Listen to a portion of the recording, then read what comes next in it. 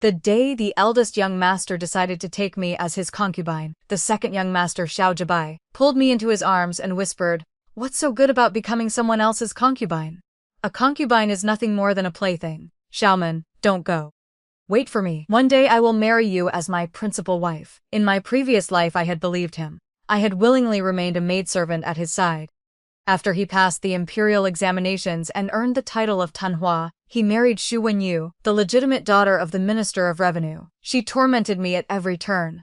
Xiao Jibai had merely remarked with cool indifference, "She is the mistress, you are a servant. It is only right that she disciplines you." In the end, while he was away from the manor, Xu Wenyu beat me to death with her own hands. Given a second chance at life, I found myself once more on the day the eldest young master came to claim me. After all, as a concubine you may be counted as half a mistress. From now on you will no longer have to wait upon others. Are you willing to come with me? I lifted my head. I thank the eldest young master for his kindness. I am willing. When I returned to Zhuoying residence, I happened to cross paths with Cui Zhao, the head maidservant who served Xiao Jibai. She switched her gaze over me from head to toe, and could not suppress a mocking laugh. Well, if it isn't Xiao Man, weren't you just quarreling with the second young master? Why have you slunk back looking so miserable? Ah, I forgot. You're only a maidservant. Where else could you possibly go? Seeing that I remained silent, she pressed on deliberately. A few days ago I met the young lady who is now engaged to the second young master.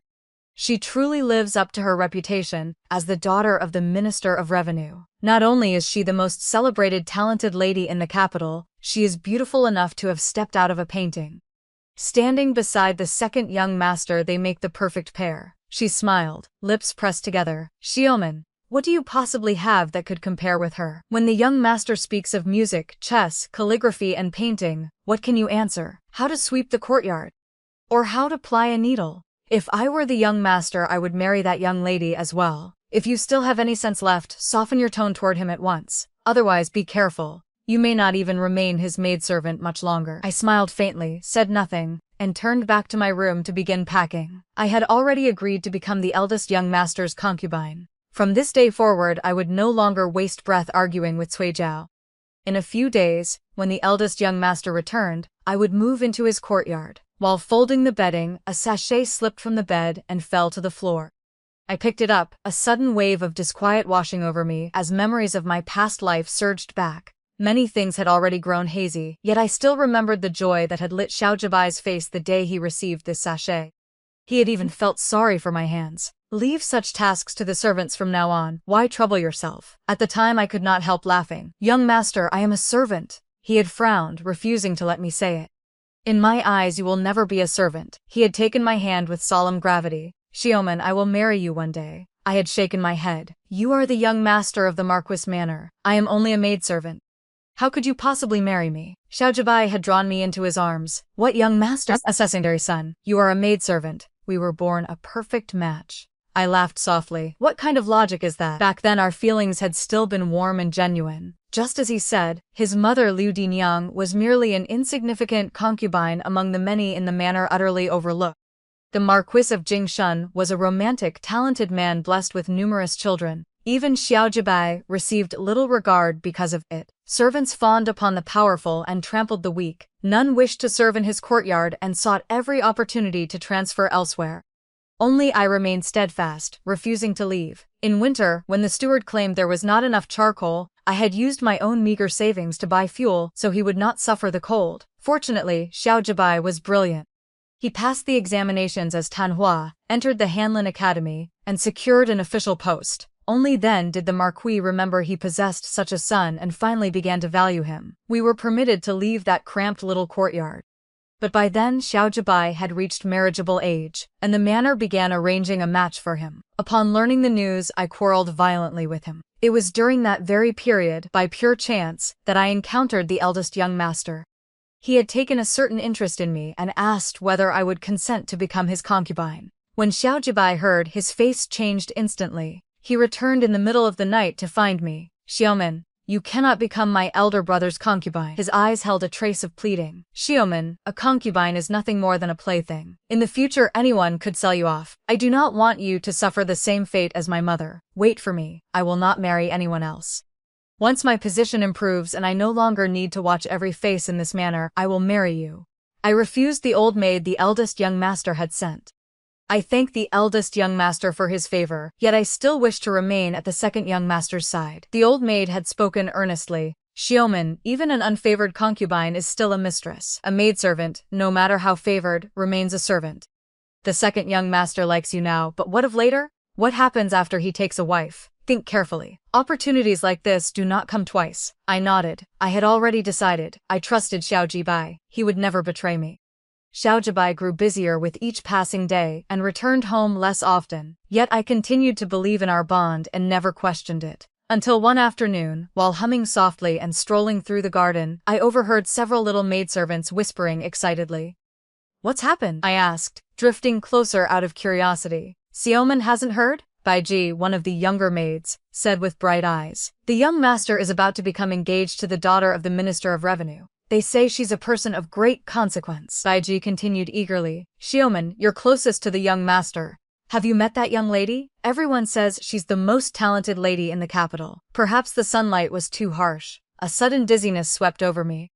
I no longer remembered what I said afterward, only that I walked away beneath the astonished stares of the little maids. Upon returning, I found Xiao Jibai in the study, frowning as he wrote.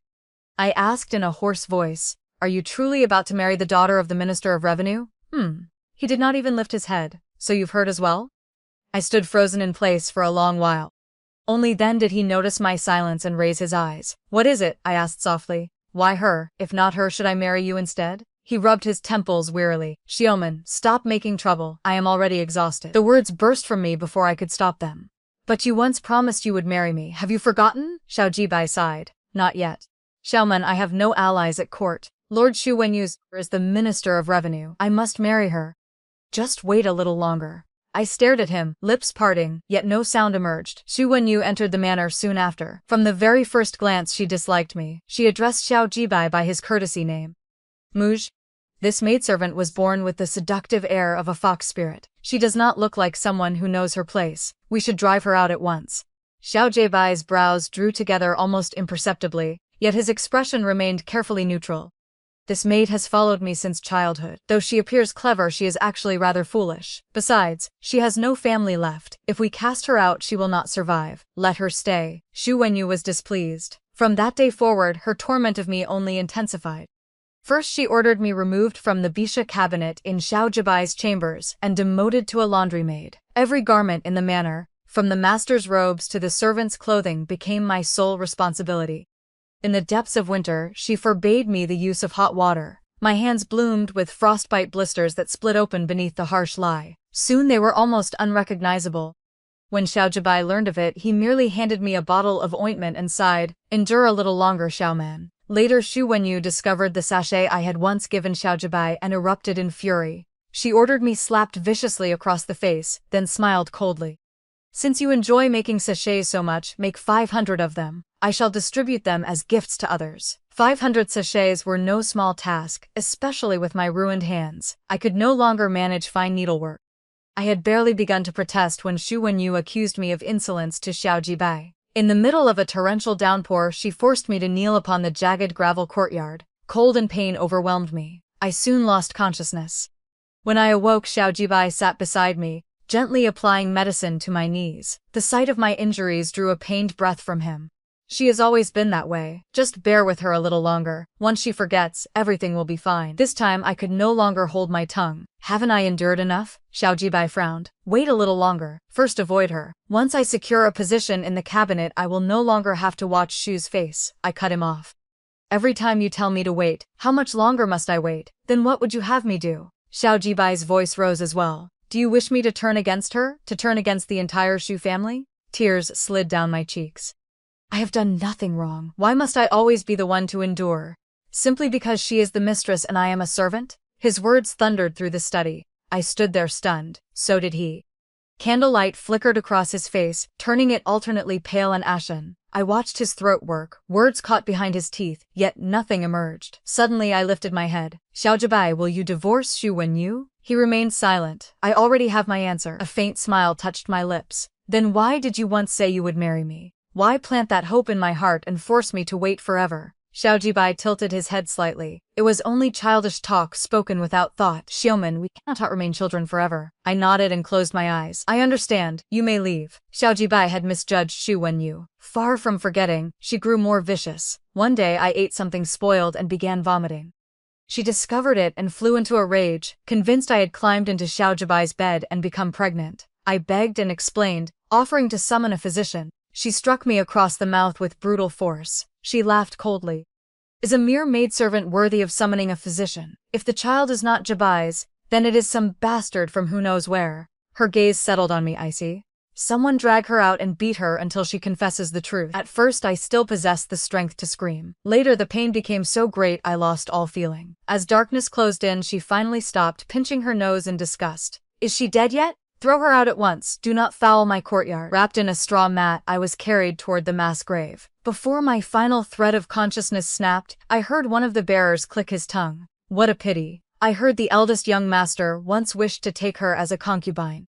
Had she followed him then, she would not have died so wretchedly. Another voice answered. Foolish girl. She could have become a mistress yet insisted on remaining a servant. Now look at her. A single tear traced my cheek as I closed my eyes. I never imagined I would live again. Now, Xu Wenyu and Xiao Jibai had yet to become engaged. Xiao Jibai had been absent from the manor for several days on some unknown errand. For the first time in a long while, I enjoyed a rare stretch of peace. Chun Tao, the maidservant closest to me, had been the only one I told about my impending role as concubine. She came specially to offer congratulations. Xiaoman, you truly possess great fortune. From now on you will be a mistress. She smiled and performed a playful bow. Please accept my respects, Chen Diniang. We laughed and teased each other for a while before she suddenly asked, by the way, does the second young master know you are leaving? I hesitated. Lately Xiao Jibai had not been in the manor, so I had not yet informed him. But the eldest young master had already spoken with Liu Diniang. Chun Tao's eyes widened. The eldest young master suddenly wishes to take you as a concubine? Did you know him before? I shook my head, then nodded. My first meeting with the eldest young master had been rather absurd. Back then, Xiao Jibai's position in the manor remained precarious. Servants ignored him entirely. As he grew older, he often went hungry at night, so I began slipping into the small kitchen to steal food for him. One evening, while reaching for pastries, I turned and found someone standing in the doorway. Terror froze me in place. I could not decide whether to flee or beg forgiveness. The figure remained motionless. The room was dim. He made no move to punish me. I assumed he must be a servant from another courtyard also come to steal. Are you here to steal food as well? I asked, stepping forward to draw him inside. Come this way, be careful not to be discovered. I even instructed him. On the 1st and 15th of each month the kitchen prepares snacks for the masters. There are always leftovers. No one will notice if a little goes missing. Here, these are the pastries I just took. Try one. Night had fallen too deeply for me to see his face clearly. He paused briefly, then truly accepted a piece from my plate. I arched a brow. Since you've eaten my pastries, you cannot report me. We are grasshoppers tied to the same string now. A low chuckle escaped him. Very well. I blinked, surprised. Your voice is rather pleasant. Which courtyard do you serve? I have never seen you before. He hesitated again. I serve in the eldest young master's courtyard. And you? I answered without suspicion. I belong to the second young master's courtyard. I could not help defending him. So the eldest young master treats his own servants differently. He does not even feed them properly. I once heard he was kind and benevolent. It seems that was all a lie. Man choked on his words. It is not entirely so. I was simply born with a hearty appetite. Ah, so that is it. I laughed.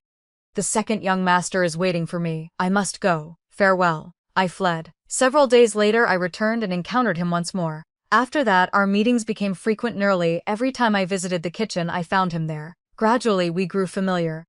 I learned his name was Kui Han. Kui Han proved kind. More than once when I arrived late he saved a portion of food especially for me. Does the second young master often go hungry? He asked. I sighed. He is not favored. The servants treat him poorly. Sometimes the food arrives spoiled and inedible. If not for that I would not need to steal. If life is so difficult, why not seek service in another courtyard? I rested my chin upon my hand. I cannot bear to leave. If even I go, he will have no one left. Kui Han smiled. You possess true loyalty. The very next day, the principal wife punished an entire group of servants. Even the steward was implicated for fawning on the powerful, oppressing the weak, and daring to delay the masters. Xiao Jibai's circumstances improved overnight. No one dared skim his rations again. He could eat his fill. I no longer needed to steal food. Yet after some thought, I still returned to the small kitchen and once again Kwehan, seeing my joyful expression, he asked with a smile, "What has made you so happy?" I told him excitedly, "The principal wife punished those hateful servants. The second young master's share will no longer be cut. I need not come here anymore. So today?" I drew a braided cord from my bosom. "I came to thank you. This is for you." Kwehan stared. "You made this yourself? Thank you for everything. I will not return. Take care of yourself." Under the moonlight, he accepted the cord with solemn care, his gaze lingering upon me for a long moment. You take care as well." Later, when I went to collect my reward at the old madam's birthday banquet, a familiar voice drifted down from above. I looked up and met a pair of smiling eyes. My mind went blank. I thought I must be mistaken.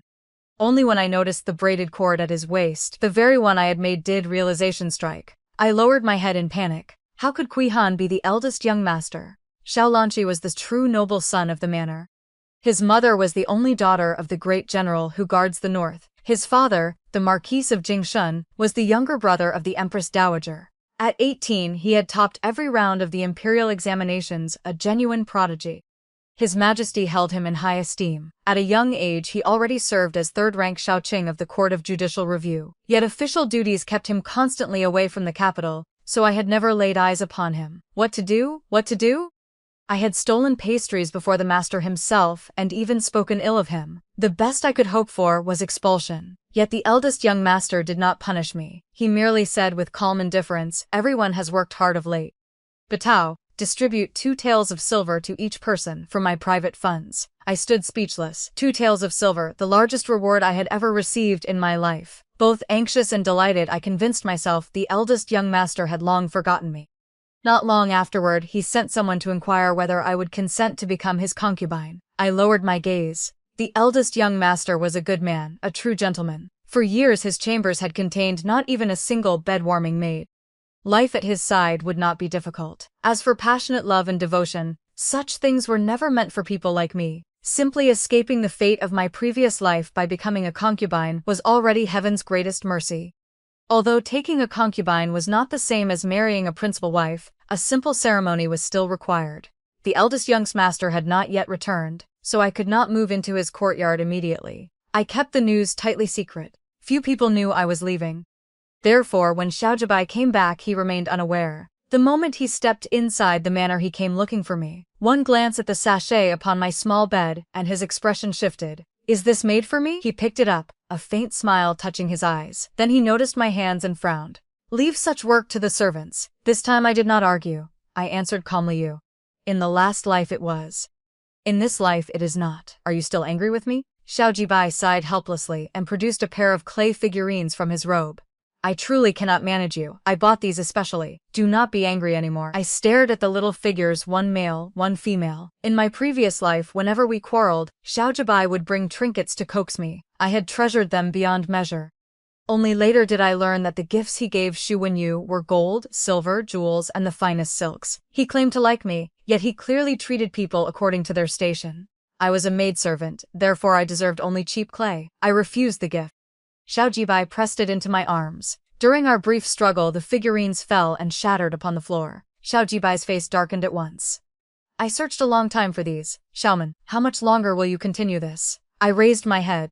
"I heard you are about to marry." By the timeline of my previous life, his engagement to Xunyu was imminent. Panic flashed across Xiaojibai's face. "How did you know?" I said nothing. "So that is why you are angry." He sighed.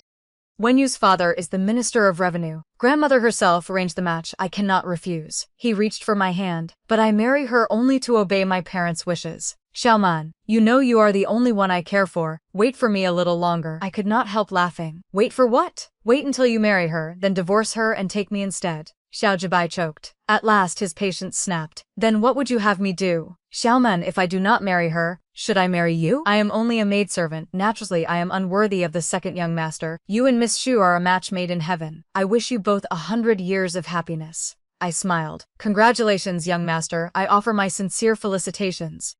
We each have bright futures ahead. Each of us obtains what we desire. Why should that not be cause for joy?" For some reason, my words only enraged him further. He spoke coldly. "I have truly indulged you too much. That is why you have become so lawless.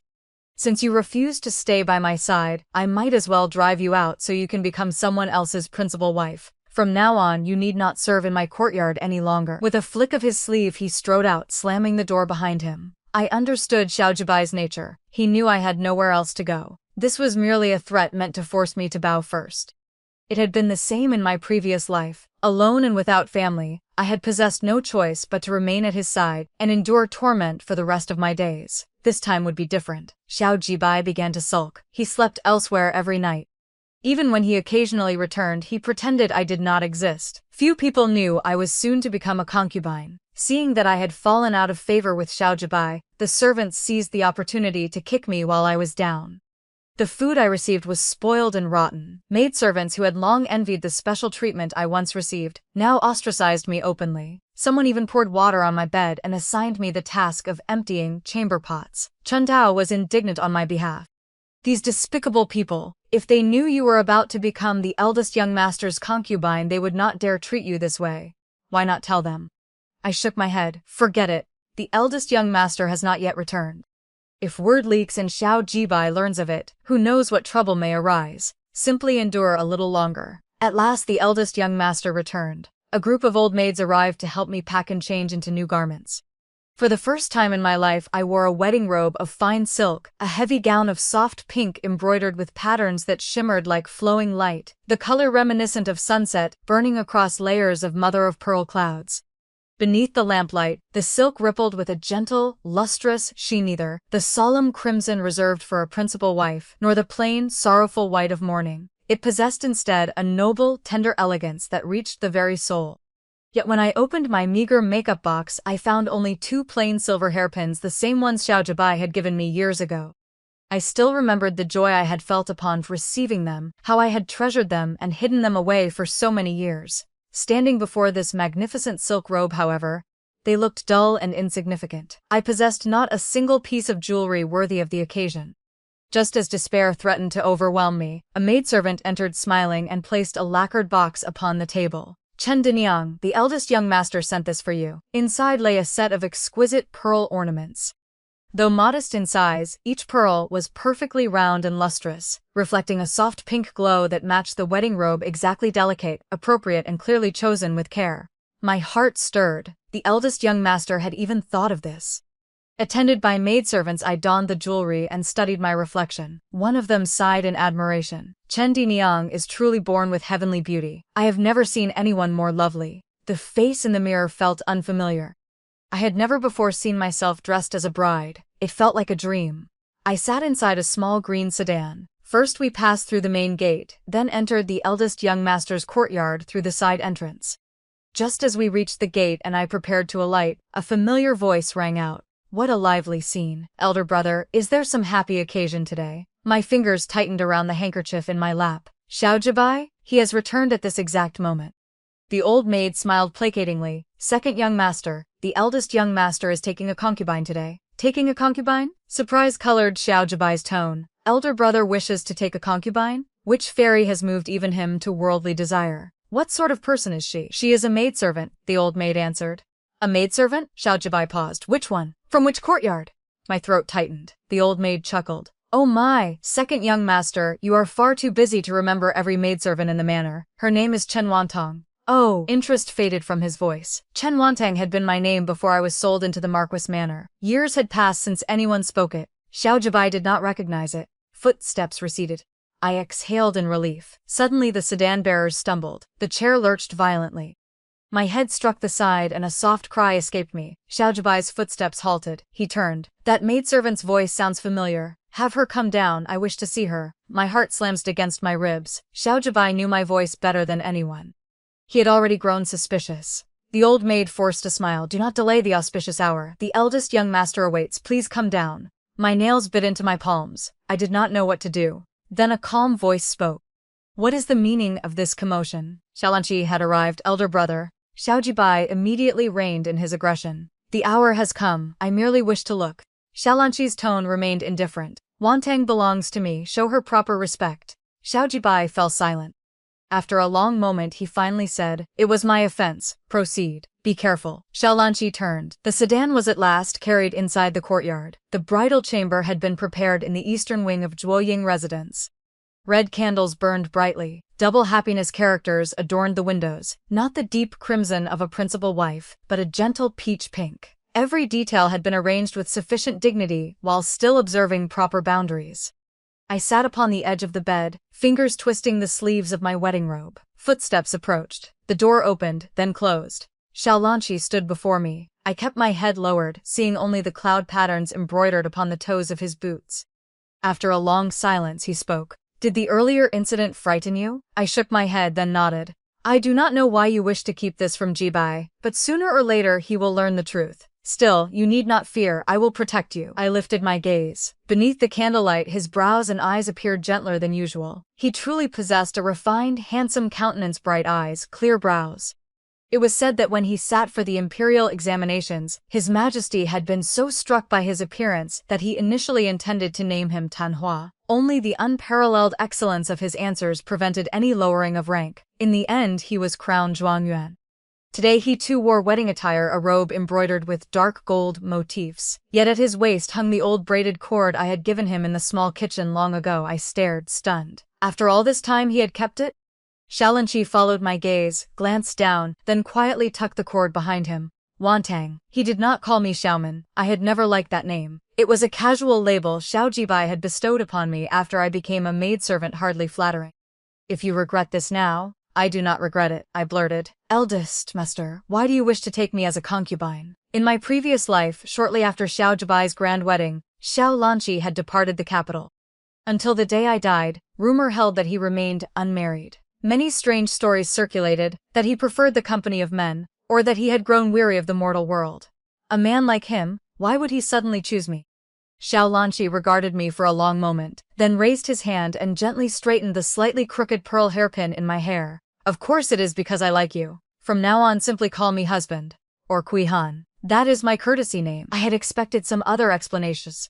I never imagined he would say something so direct. Heat flooded my cheeks. I felt both flustered and strangely delighted. Someone like him actually likes me? In my previous life, Xiao Jibai had never spoken such words. The phrase he repeated most often was simply stay by my side. Xiaolanqi stepped back half a pace, lifted 2 cups of wine from the table and offered one to me. I accepted it. My fingers trembled, the wine rippled. As our arms crossed, his sleeve brushed my wrist, carrying the faint elusive scent of pine. We drank together. The wine burned fiercely. I coughed softly. Candlelight crackled. Xiaolanqi took my hand and led me toward the soft bed. I knew perfectly well what would happen next, yet my heart pounded so violently my palms grew damp. It was said the eldest young master had never even kept a bed-warming maid. Though he was a prodigy in every other regard, did he truly understand this? Do not be afraid. A faint smile curved his lips. The tips of his ears turned pink. I have studied the matter specially. I will not cause you pain. Moonlight spilled through the paper-covered windows, silvering the floor. Red candles burned through half the night, wax accumulating in small mountains. By the time water was requested for the 3rd time, only one thought remained in my mind. A true prodigy learns everything well. I did not know that at this very moment Xiao Jibai was searching for me. Where is Xiaoman? He demanded of Chen Tao with a frown. Chen Tao answered respectfully. Young master, Chen Diniang has already entered the eldest young master's courtyard. I am not asking about any Chen Diniang. I am asking about Xiaoman. He froze, his expression darkened instantly. Today elder brother is taking Xiaoman as a concubine? Yes. For a heartbeat his face went blank. Then fury erupted. Why was I not informed? The person in my own courtyard has been taken by elder brother without a single word. When did this happen? He turned toward the door. I do not agree. I am going to demand her back. Stand still. Liu Dinyang entered, brows drawn together in disapproval. The matter had already been reported to me by the eldest young master, and I gave my consent. Xiao Jibai's face darkened. Why did you agree? You clearly know Xiaoman. What exactly do you know? Liu Dinyang's expression turned displeased. It was not easy for you to secure this marriage alliance with the legitimate daughter of the Minister of Revenue's household. What if Miss Xu learns of your entanglement with Xiaoman and changes her mind about the engagement? There is nothing between Xiaoman and me, Xiao Jibai retorted. Do you think I am unaware? Liu Dinyang said. Did you plan to marry Miss Xu first and then take Xiaoman as a concubine? But Xiaoman would never agree. She would not leave my side. It must be elder brother who forced her. She consented of her own free will. Liu Dinyang frowned. No matter what, Xiaoman has served in your courtyard for many years. If she truly did not wish it, how could I possibly force her? Xiao Jibai stared at her in disbelief. Liu Dinyang stepped closer and lowered her voice. Jibai, this arrangement is good for both you and Xiaomen. She is only a maidservant. Later I will select a few more for you.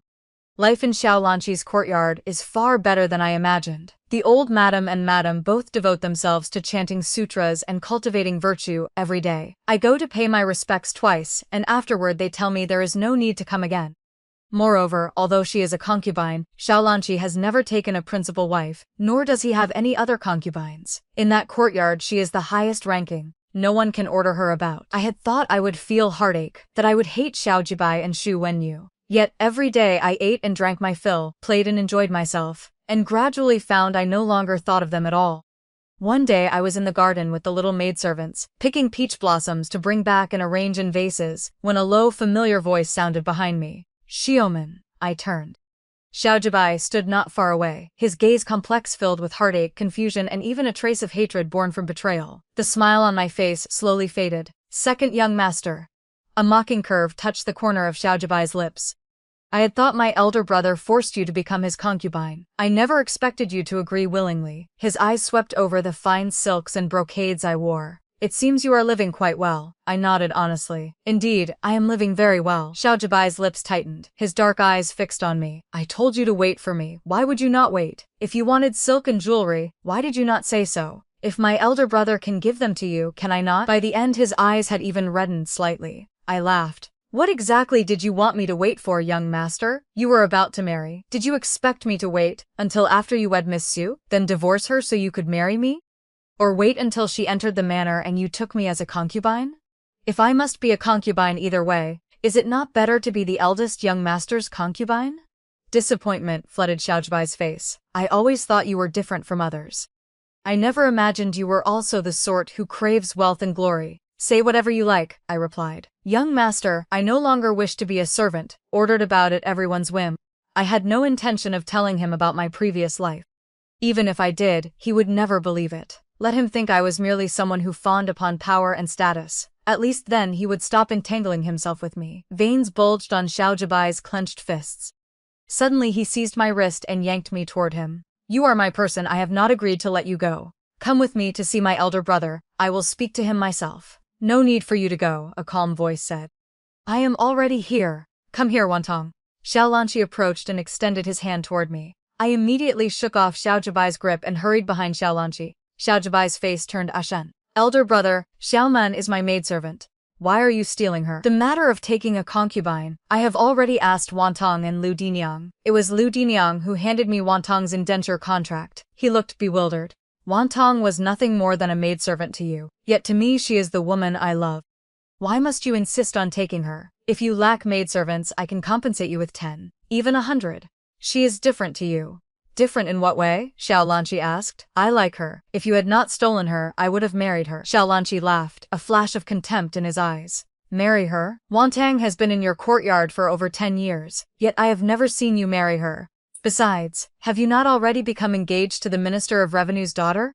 How exactly were you planning to marry Wantong, as a principal wife or as a concubine? Does Miss Xu know about this? Xiao Jibai opened his mouth, but no further words came out. Xiaolanqi took my hand. Wantong has a kind heart.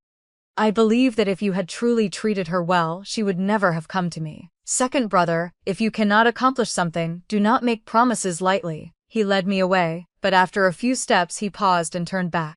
One more thing, her name is Chen Wantong, not Xiaomen. From now on, show her proper respect. Xiaolanqi's courtyard was called Huanfeng Courtyard. The name was elegant and the residence itself was tranquil and serene. He never inquired about my past with Xiao Jibai. Every day after court he would return, no matter how late, and dine with me, always bringing gifts. Sometimes it was a packet of osmanthus cakes from the southern part of the city, sometimes a branch of red plum blossoms casually plucked from the yamen, sometimes a bracelet of vivid green jade or several bolts of brightly colored silk, expensive or inexpensive, but never a day without one. At first I felt somewhat reserved, but gradually I grew accustomed to it, my courage growing along with my comfort. One day he was reading in the study while I sat in the outer room shelling melon seeds. After a while I suddenly remembered something and poked my head in. Young master, when exactly did you say you began to like me?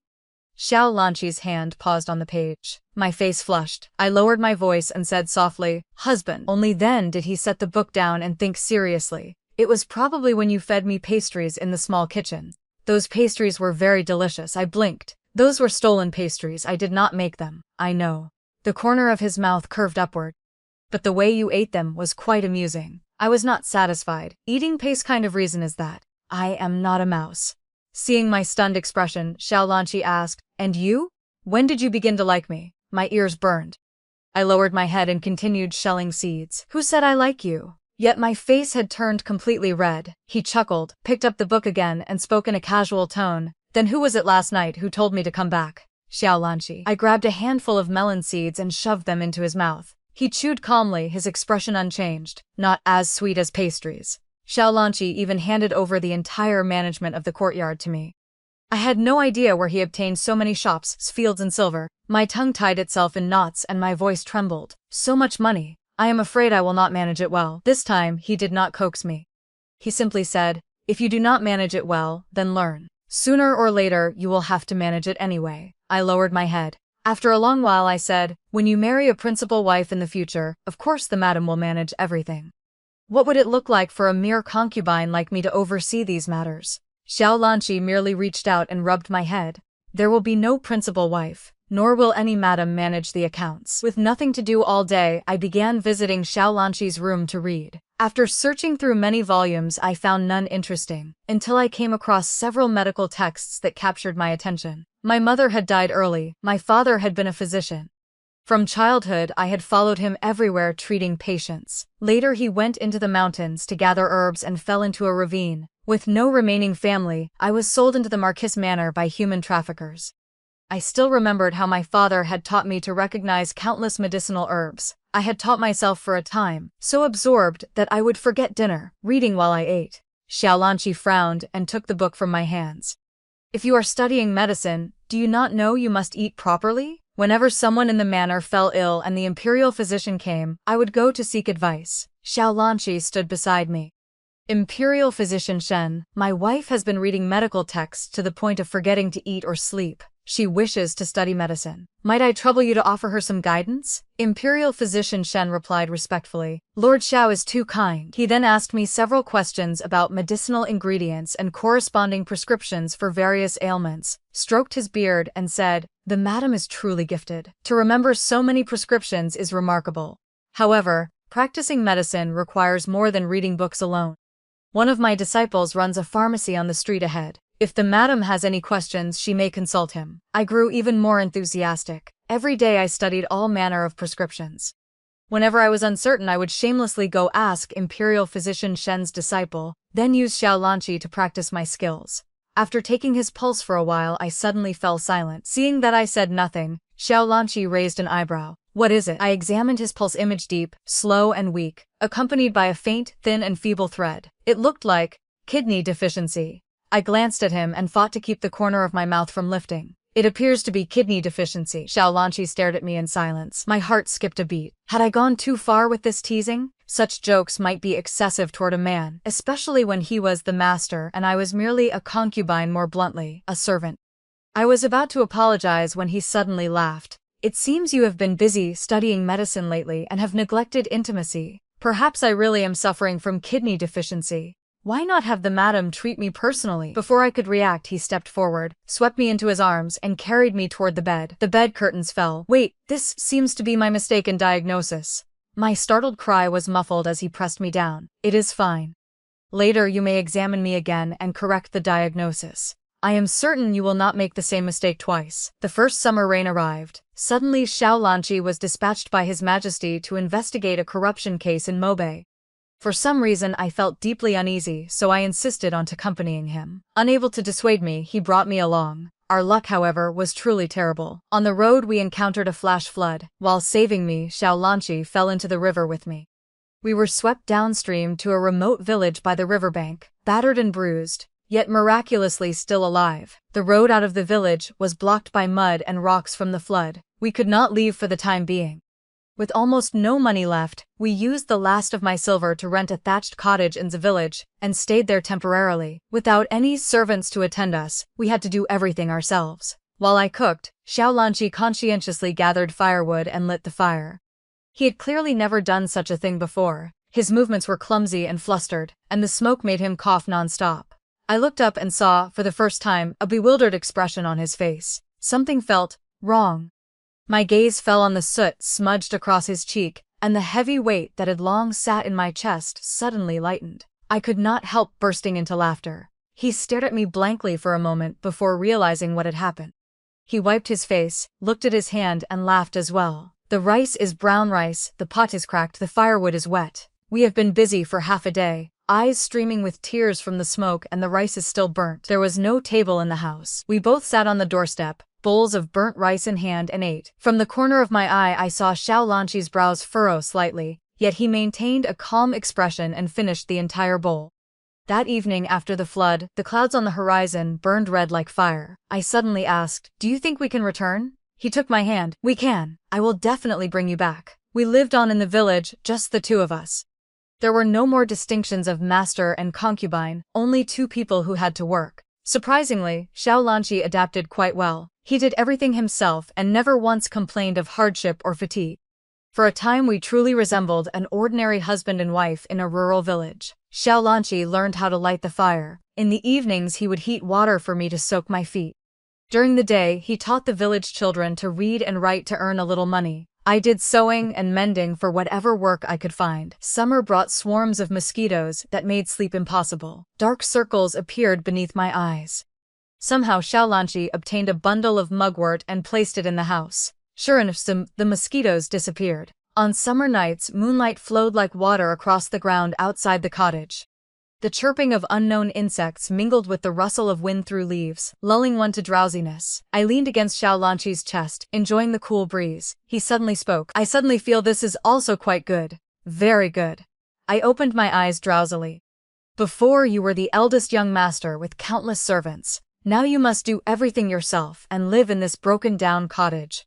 What is so good about it? In this life I have always strived to do everything to the best of my ability," he said softly, as though afraid of disturbing the night in this mountain village. "Only these days have I truly felt that doing nothing at all is also quite good." He fanned me gently with a rush fan. "It is good here to be an ordinary husband and wife. You cook, I chop firewood. Burnt rice is fine. Salty food is fine, everything is good."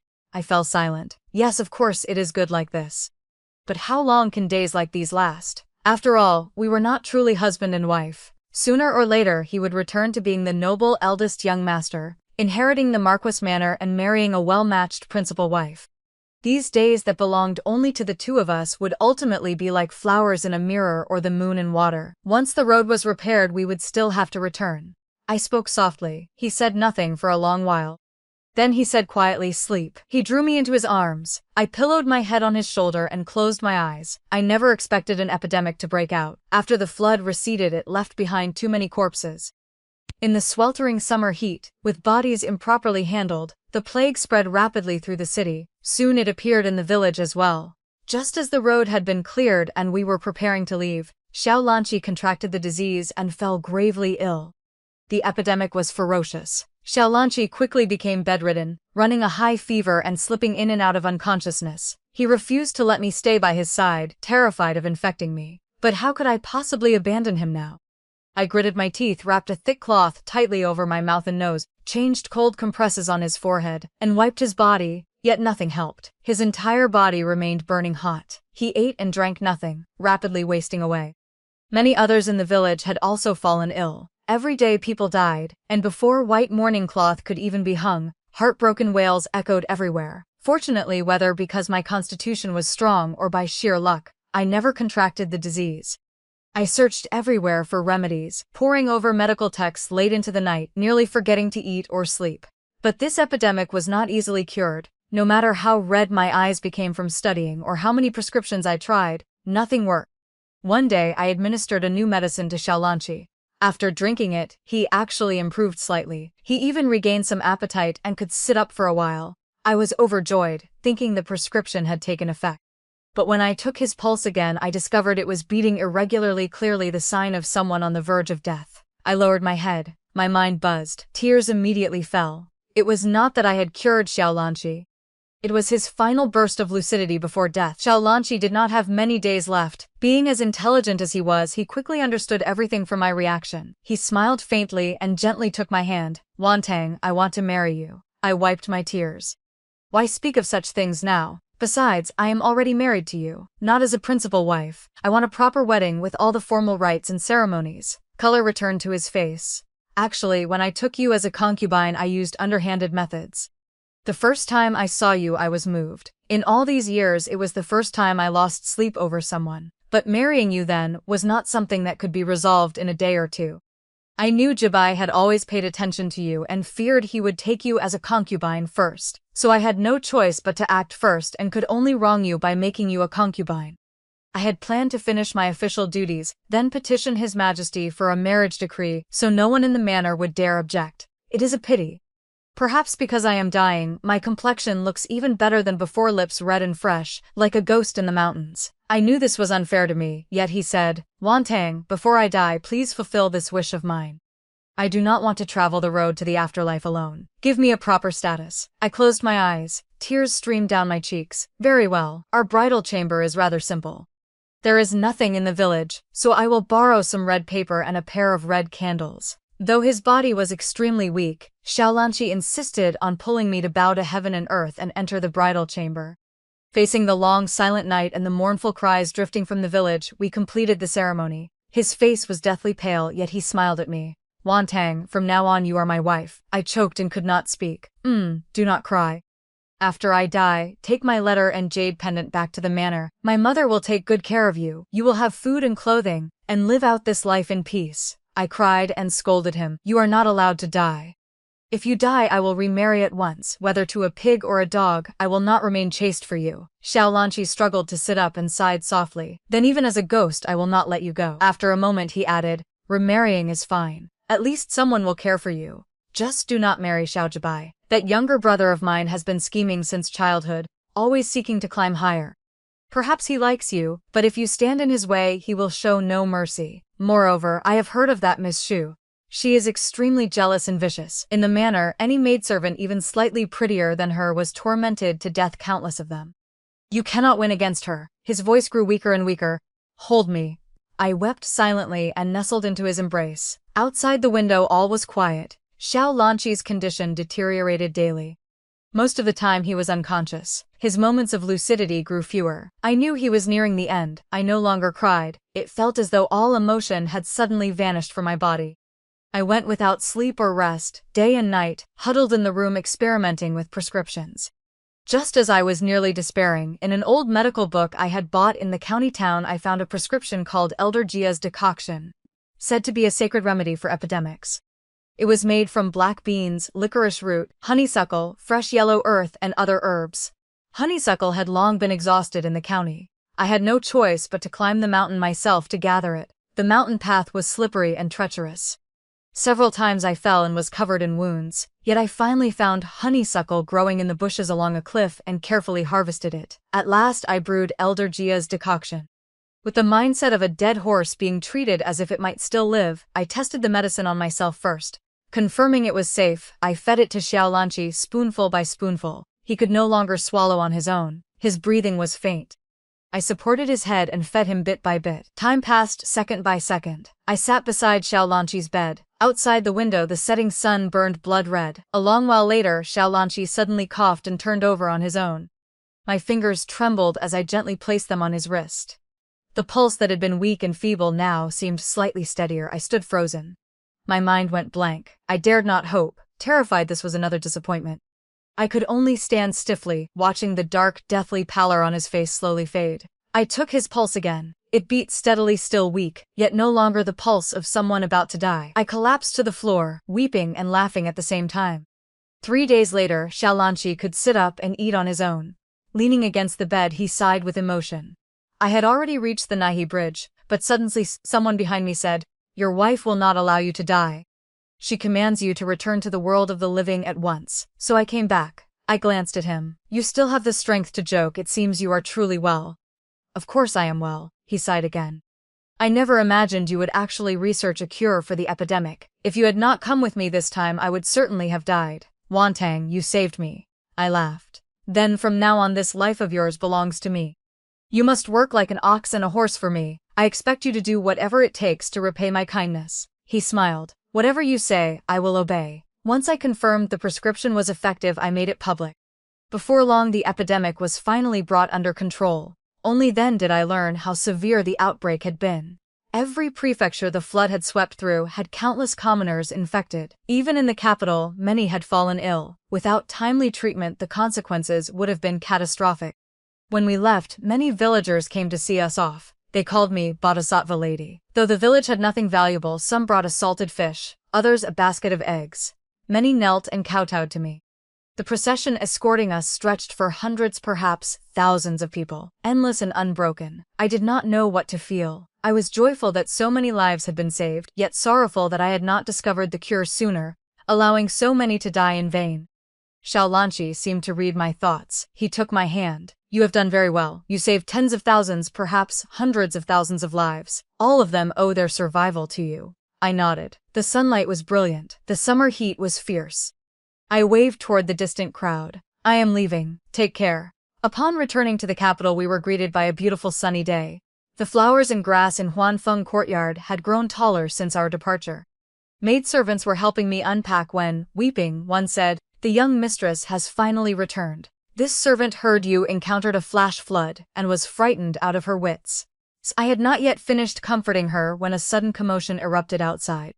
It was someone from the palace. Leading them was a beardless eunuch with a pale face, holding a bright yellow imperial edict. He smiled until his eyes curved into crescents. "Lady Chen, receive the edict." I knelt on the ground, my heart pounding like war drums in my ears. Lady Chen is kind-hearted and benevolent. During the raging epidemic, she researched a prescription that saved countless lives. We are greatly pleased and hereby specially enshove her as the Princess of Reincarnation County, granting her a fief of 300 households. She shall receive a stipend but need not attend court. Everyone in the manor knelt to receive the edict.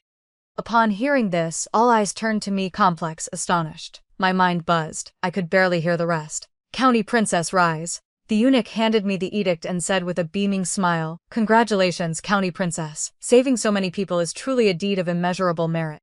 This humble servant has a younger sister who also recovered after taking your medicine. This imperial edict was specially requested by Lord Xiao on your behalf. He even petitioned His Majesty for a marriage decree." I jerked my head up. Xiaolanqi stood at the courtyard gate, smiling at me. After the eunuch departed, Xiaolanqi approached and took a rolled document from his sleeve, offering it to me. It was a marriage certificate written on bright red paper, the formal betrothal documents for a proper wedding. A man marries, a woman weds, the 3 letters and 6 rights. I looked up at him. He lowered his eyes, his voice slightly low. "That day we bowed in the thatched cottage. We did not even have a proper wedding robe. I once said I would marry you as my principal wife. This finally counts." I clutched the marriage certificate tightly, unable to speak for a long time. At last I had waited for this day. Yet I never imagined the one marrying me would be Xiaolanqi. I sniffled and deliberately put on a stern face. "Who agreed to marry you?" "His Majesty has agreed," he replied without changing expression. "It is written on the imperial edict. The Princess of Reincarnation County is betrothed to the Shaoqing of the Court of Judicial Review, Xiaolanqi." Did you not listen carefully? I hurriedly opened the edict and read it again. Sure enough, that line had been added at the end. I looked into his eyes, usually so calm and composed, now carrying a rare hint of nervousness. I could not help laughing and threw myself into his arms. "Very well, I will marry you." The old madam personally summoned me and held my hand while speaking for a long time. Finally she sighed. "That child Lanchi truly has an eye for people. He is also blessed." She even gave me a manor in the suburbs of the capital. Madam presented me with a set of precious ruby jewelry worth a fortune, saying it was her dowry. Even the old Marca, who usually paid little attention to inner court matters, gifted me several shops as additional dowry. I knew all of this was because of that imperial edict. Now I was the Princess of Reincarnation County, no longer a lowly maidservant who could be bullied by anyone. The wedding date was set for the 16th of the month. Xiaolanqi wanted the full 3 letters and 6 rights, a grand banquet, everything short of letting the entire capital know he was about to marry. I teased him for being extravagant. He was full of justifications. "Last time when I took you as a concubine, we used only a small sedan carried through the side gate. This time I must make up for it. I want you to enter through the main gate, carried in a grand 8-bearer sedan, with a 10-mile procession of red wedding splendor. How could there be any making up like that? Yet he was rarely so stubborn, so I let him have his way. For several days, Huanfeng courtyard was bustling from dawn till dusk. I asked Chuntao to come to my room. She happily led a group of maidservants to cut and sew the wedding robe, compare betrothal gifts, and organize the dowry busy as a whirlwind all day. Unexpectedly at this moment Xiao Jibai arrived. I almost did not recognize him. In just a few months he had grown much thinner. The once well-fitting long robe now hung loosely on his frame. I heard he had also contracted the epidemic, and had only recently awakened from a coma saved by my prescription. Instinctively I grew wary, thinking he had come to ruin my wedding. But his expression was strange, neither angry nor resentful, but a look I had never seen on him before. A mixture of pain and sudden awakening. Xiaoman. His voice was hoarse, like sandpaper scraping rough stone. I took a step back. Second young master, is something the matter? He stopped. His lips moved as though 1,000 words were caught in his throat. In the end he only said, "I am sorry to you." I replied indifferently. The second young master has nothing to apologize to me for. He shook his head, his eyes red. It is not about this time. I paused, hand-holding the teacup. I never understood why you suddenly became so resolute and chose my elder brother. Xiao Jibai's voice trembled, but when I contracted the epidemic and was near death, I had a dream.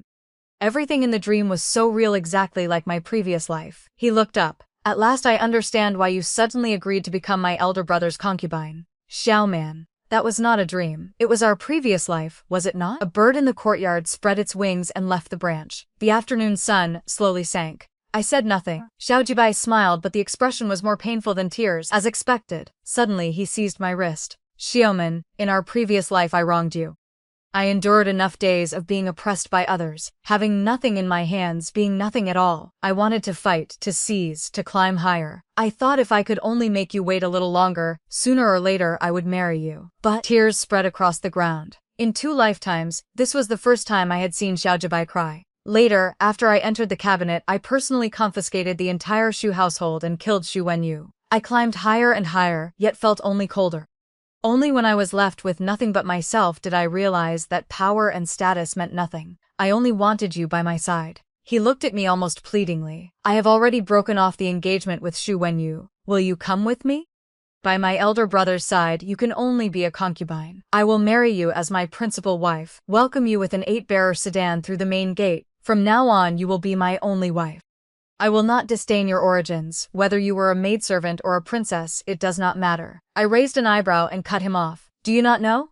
Know what? He froze. The prescription that saved you was researched by me.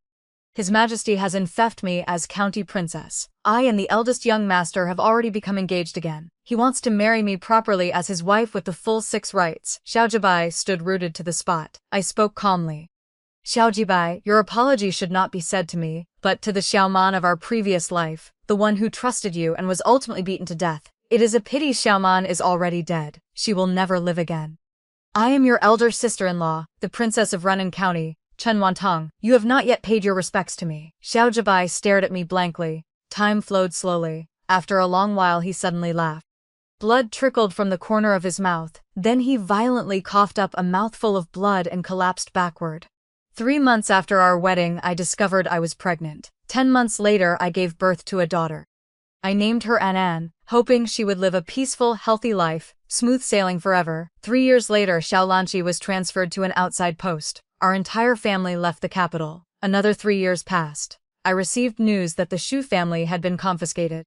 Xiao Jibai was exactly as he had been in our previous life, climbing higher and higher, yet he never married. Alone, he ignored every urging and scolding from the old madam and madam. He used every means to advance, becoming the sharpest blade in His Majesty's hand. Many called him the court's hunting dog, yet he did not care. The corruption case of the Shu family was investigated by him personally. The household was confiscated by him personally. The entire Shu family was sentenced to beheading. Only Xu Wenyu was beaten to death on his orders. Afterward, Xiao Jibai resigned from office. He left the capital with only a single horse. No one knew where he went. When the servant reported the news, it was a summer night. I was playing with my daughter. Hearing it, I felt somewhat dazed, and Anne ran over on her little feet holding a peach blossom branch. Mother, look. Father picked this and told me to bring it to you. I accepted the branch and could not help smiling as I followed her outside. A robe was draped over my shoulders. The full moon was approaching once more. Xiao Lanqi stood behind me. I took his hand. A cool breeze swept past, scattering peach blossoms across the ground like rain. Yes, the moon was about to become full again.